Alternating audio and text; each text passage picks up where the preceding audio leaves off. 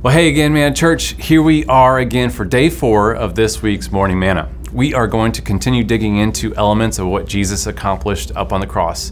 We started off the last few days by pausing to remember what he did for us, remembering that Jesus was the perfect sacrifice and how he satisfied God's wrath on the cross. Today, we are going to talk about a really exciting aspect of what Jesus accomplished for us. One of the many results of Jesus' atoning work on the cross is reconciliation with God. Reconciliation is this third piece of the puzzle we are looking at that makes up the entire atonement puzzle.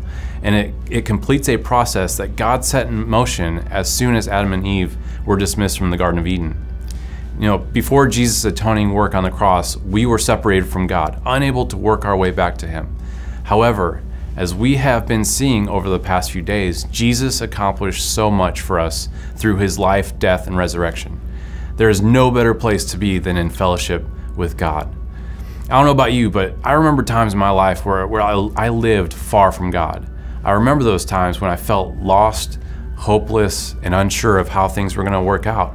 But I can say with clarity and confidence that through all of those times, God was working in me a way to bring me back into fellowship with him. That was his plan all along.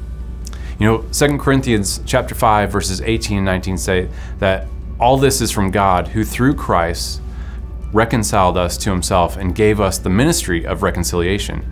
That is, in Christ, God was reconciling the world to himself, not counting their trespasses against them and entrusting them the message of reconciliation.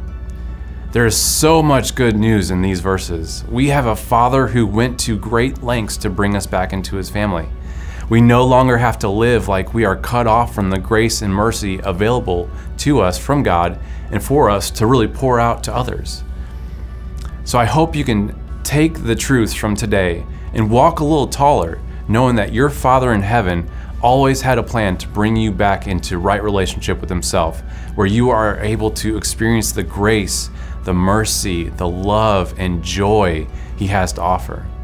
And when I think about how Jesus made this possible, I can't help but to stop and give thanks for making that connection possible.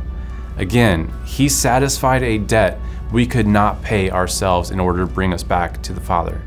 What a tremendous blessing. Well, have a great day, man, church. God bless you, and we'll see you back here tomorrow.